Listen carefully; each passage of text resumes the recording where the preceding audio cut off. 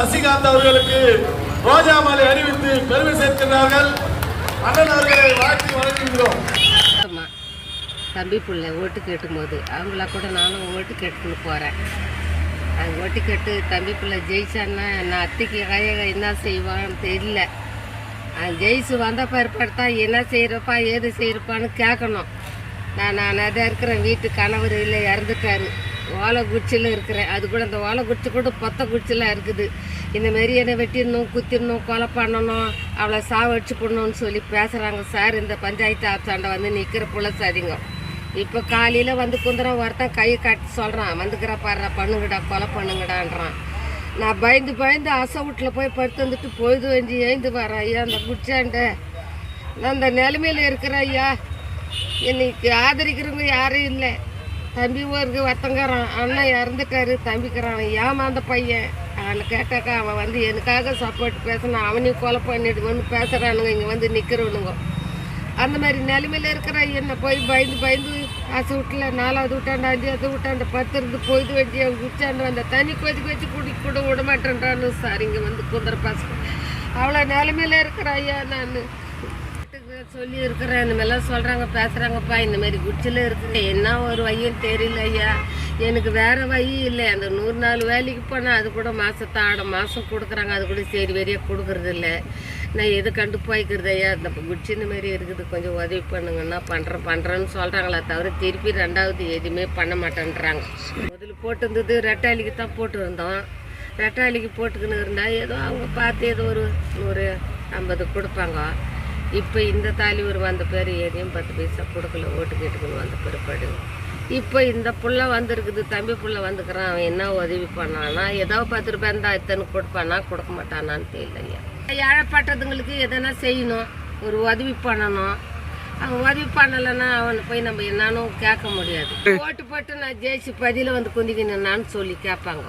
கட்டணும், நல்லதை தான் செய்யணும், சாய்க்கணும் தான், நல்லதை தான் நினைக்கிறோம். அவங்க என்ன எப்படியே தெரியல ஐயா. நம்ம அதை சொல்ல முடியாது. நான் சொல்கிறேன், இப்போ எனக்கு இருக்கிற நிலமையை உங்ககிட்ட சொல்கிறேன்.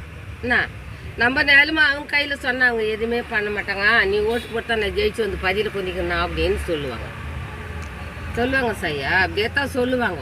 சொன்னாங்க, சொல்லியே இருக்கிறாங்க. இது ஓட்டு போட்டு தான் ஜெயிச்சு வந்து நாங்கள் பதில கொந்தணுமான்னு சொல்லியே இருக்கிறாங்க அந்த வார்த்தையை.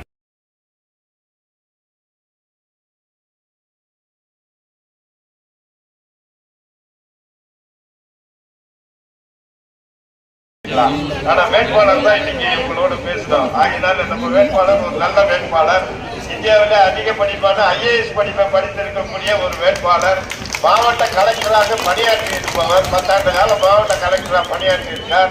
அப்படின்னா ஒரு கலெக்டருக்கு தெரியும் இல்லையா, பெண்களுக்கு என்ன செய்யணும், விவசாயிகளுக்கு என்ன செய்யணும், வியாபாரிகளுக்கு என்ன செய்யணும். நம்முடைய மாவட்ட கழகத்தில் இருக்க பெருமாள்பேட்டை தான் எனக்கு ஊரு. பக்கத்துல கோயில் குப்பம்னு ஒரு கிராமத்துல தான் நான் பிறந்தேன்.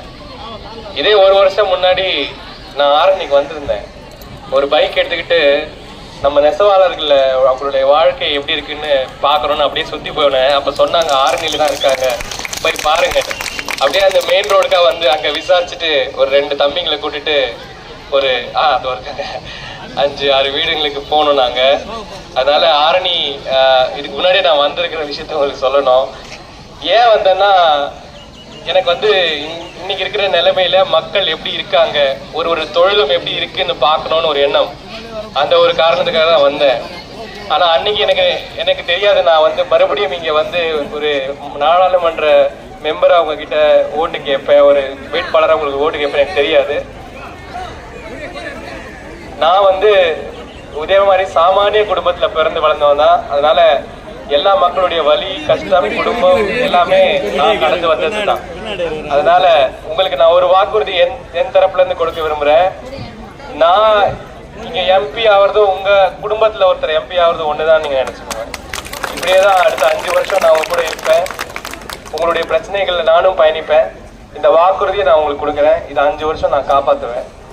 2வது 2019 நான் வந்து வேலையை ராஜினாமா பண்ணிட்டேன். என் கலெக்டர் வேலையை ராஜினாமா பண்ணிட்டேன். அது ஏன் பண்ணேன்னா, முக்கியமான காரணம் எனக்கு ஒரு பயம் வந்துருச்சு. நான் வாழ்ந்த போது ஒரு நல்லாட்சி, முத்தமிழறிஞர் கலைஞர் மு கருணாநிதி அவர்கள் தலைமையில எங்களுக்கு எல்லா வசதிகளும் இருந்தது. எனக்கு ஞாபகம், நான் சின்ன பையனா இருக்கும்போது பஸ்ல ஏறும்போது எங்களுக்கு அப்பதான் ஃபர்ஸ்ட் ஃப்ரீ பஸ் பாஸ் கொடுத்தாங்க.